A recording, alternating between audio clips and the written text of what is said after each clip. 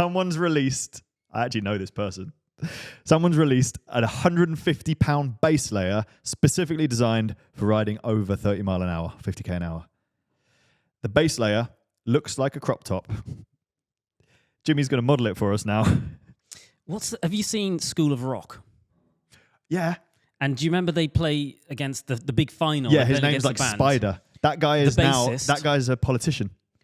The bassist from that band wears a leather shoulder piece thing. That's the Frusciante. That's the John Frusciante thing. No. Yeah, that's where he got it from. They ripped that off John Frusciante. This crop top base layer, he makes that look good, is definitely styled on that. It's that. It's basically like just your top of your arms and the top. Well, it's like a crop top. Pectorals. And your pectorals. Nothing else. So John Frusciante was actually really, really aero. And so was the guy in School of Rock. Essentially, this is a partial base layer that you're supposed to wear in conjunction with a skin suit, which is smooth, which creates bumps in the sleeves and the top layer of your skin suit, which is supposedly faster. Old skin suits had this kind of technology in, like they would add, I think Endura did one, where they would add bumps after making the skin suit to your sleeves because that would be faster because it causes some sort of effect on the wind. They banned that. UCI banned that completely. So people have been looking at ways of like making a skin suit with seams in a certain place, because if it's structural, if it's actually it has to be there to sew the skin suit together, the UCI have to allow it. Whereas adding things after was not allowed. This is a workaround again. Is it UCI approved? I don't know. The website doesn't say. The UCI don't have to allow it. I think if someone put something in structural that was too significant, they would just say, you're not allowed to use that seam. Yes. What if they put too many seams in? Or if the seam was too bulbous, if it was too big just for the purpose of breaking up the air. Yeah. But there's been fabrics that have been designed for probably 10 years now, which are... there's the one that everyone has seen, which is almost like a pinstripe. Is that the BioRacer of the first people to do that skin suit? I remember years ago. I think that... I don't know if that's a fact. It was... Okay. Within my racing circle, everyone's like, oh, the BioRacer skin suit. Everyone was talking about it as the BioRacer skin suit. So that was one that kind of got people's attention. So the fabric technology was available to everyone. I don't know whether they were first to use it or not. Loads of manufacturers do it where it's got a pinstripe in it. We've made skin suits for you, skin suits for Chris that have all got the same fabric, and it's essentially the same stuff. There's loads of companies that make it. Is this crop top base layer actually going to make you, any individual, faster? Who knows? Speculation. There is a 50k an hour, sorry, below 50k an hour version and an above 50k an hour version. The above 50k an hour version is sold out on the website.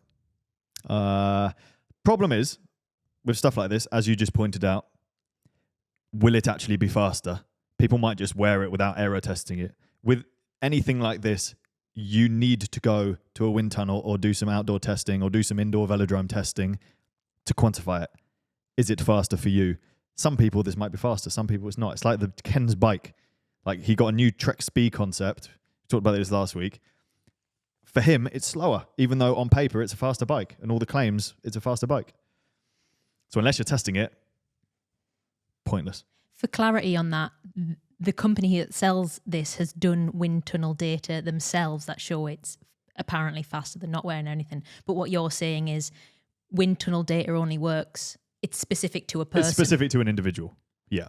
I mean, you get a good idea, perhaps. But if you're, you don't know. You don't know unless you test it. There's two things that I dislike about this. The first is that... Price? Well, actually, no, I don't care about the price because, if people want to pay money for performance, they can do that. If you can afford it, fine. I think the two things that I dislike are it relies on wind aero testing, which I just think is just like, it's just ludicrous for normal people. I know you love it and all of that, but I just think it's stupid. Well, I don't love it. It's just it's the only correct. If your goal is to go faster, then it's a very important thing to do. It's not a very important thing to do. Well, it's more important than a lot of things people do already. I'm not disputing that, but I still don't think it's important. Why? And I think there's loads of testing that you can do that isn't spending £1,000 on a wind tunnel that will also give you really good results. Well, you don't have to. You could do an outdoor test. Yeah, well, you can do your own tests. You can. You absolutely can. You can if you're willing to spend the time and know what you're doing. Well, you have to spend like time. Aero Lab. That was the old thing. So either you're spending money and time or not money and time, and you're probably going to get more or less the same result for a normal person. I think the main thing is a normal person doesn't need to do any of this. Just ride your bike, race it. You're going to win or you're probably going to lose. Most people are going to lose. That's how it works. Unless you not Aero everyone's test, a winner. then you might win. You won't. You just might get like one extra place. But you know, if you're like furiously rich and really into it, then yeah, sure. You know, have a punt on all of these things. But the problem I have with these is that I think they encourage people to think that they need this, like, just to throw money at all of this stuff. They don't. Just go and race and enjoy it. Do you get this kind of thing in running? Not in terms of like... Not the same level? No. Well, it's obviously... Well, there was those special shoes, wasn't there? That everyone runs in carbon shoes now. The guy was trying to do the fastest marathon, and then everyone got those shoes. Yeah, but pretty much all elite shoes have carbon insoles now. Which is apparently it's not the springiness of the shoe. It's like how the carbon absorbs each step. It's a reducing thing, impact. Yeah. But they are a significant difference, apparently. Apparently, yeah. I retired from competitive running way before they were a thing. I am interested to try some because everyone just has them now. Yeah. One of our mates, Ladine, she bought a pair to do, I think it was last year's Great North Run. Yeah. And she was doing a training run, bought a pair, did the same training run like a couple of days later and was just quicker. But nah. Is it the problem placebo? with testing your own thing? Yeah, you can't test. That's why wind tunnel testing is good. But why does it matter if she was faster? No, that's fine. Mission accomplished. Exactly. It doesn't like you don't Mission need to do all accomplished. of these hardcore tests. Like a normal person doesn't need to do like really extreme testing. Like if you can afford it, sure, why not? Yeah. And you just want to do it for fun or whatever, or you want to do it because you're really into that thing. But it's just so excessive. Yeah. So there, I'm just putting up their wind tunnel data thing. So you never wear a base layer. Very big. Yeah, I hate wearing base layers. So would you wear this base layer if it got you an extra 3 watts? Extra 3 watts? Yeah. 3 watts less for the same speed? Yeah. 120? Nah. I'd do Aero socks though. All right. So what if it got you? Because Aero socks, that's like 7 to 10, maybe a little bit more. What if it got you watts? 10 watts? And they're cheaper? Huh? It got you 10 watts. 10 watts, probably, yeah. But then you overheat because you're wearing a base layer. Which one are you going to go with? I'm assuming that the TT that I'll do will not be too long that I'll overheat. Oh, no, die. it's not a TT. It's just riding with your mates. Oh, definitely not. Not? Absolutely not. I thought that'd be the main reason to get it. What, ride with your mates and beat them? Yeah. Because you're so aero. Most aero man in the world. Yeah. More aero than John Frusciante? No, never. Through rigorous testing and development, the high-speed Aero base layer was created to cater to the specific needs of road sprinters and track racers operating at speeds exceeding 50k an hour. So we're basically, completely forgot to mention this, 50k an hour is faster than race pace in a TT.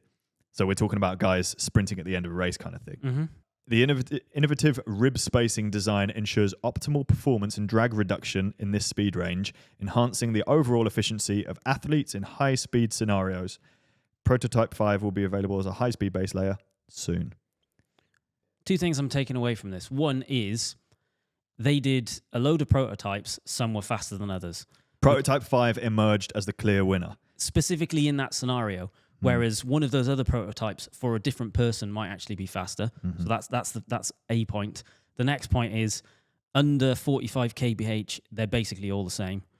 The thing is, you know, they're saying here it's specifically for sprinters and track people. Like this isn't a product for normal people. It's for like it's an uber niche product for an uber niche scenario. But people are going to go and buy this and start wearing them on their like club rides and stuff. Yep.